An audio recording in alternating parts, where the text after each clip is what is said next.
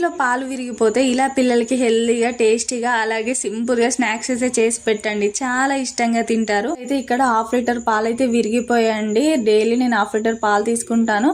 ఇంక ఈ రోజు అయితే పాలు విరిగిపోతే ఆ పాలతో స్నాక్స్ అయితే చేస్తున్నాను. ఇలా పన్నీర్ చేసి పన్నీర్ కర్రీ అయినా చేయొచ్చు, కానీ ఇంకా మా పాప అయితే పన్నీర్ కర్రీ తినదు, తన కోసం అని ఇలా స్నాక్స్ అయితే చేస్తున్నాను. ఇక్కడ ఒక పెద్ద ఆలు తీసుకొని చిన్న చిన్న ముక్కల్లా కట్ చేసి కుక్కర్లో వేసి ఒక 2 విజిల్స్ అయితే రానిచ్చానండి. ఆ లోపు ఇక్కడ మన పన్నీర్ అయితే రెడీ అయిపోయింది. ఇంకా ఆలు మంచిగా ఉడికాక దాన్ని మంచిగా స్మాష్ చేసి ఇందాక మనం రెడీ చేసుకున్న పన్నీర్ని అయితే ఇలా తురిమాను. ఇంకా తర్వాత దీంట్లో కొద్దిగా ఉప్పు కొద్దిగా కారం వేసాను. నేనైతే మీడియంగా వేసానండి, మీకు మసాలాలు అవి కావాలంటే వేసుకోవచ్చు. ఇక్కడ చిన్న పిల్లలు కదా తినేదని చెప్పి నేను ఎక్కువగా ఏం వేయలేదు. ఇంకా మనకు పిండి ముద్ద అనేది గట్టిగా రావడం కోసం నేను కొద్దిగా మైదా అలాగే కొద్దిగా హెల్దీగా అని చెప్పి రాగి పిండి కూడా కలిపి ఇలా చిన్న చిన్న ఉండల్లా చేసి మీడియం ఫ్లేమ్లో అయితే ఫ్రై చేశాను. చాలా టేస్టీగా వచ్చాయండి.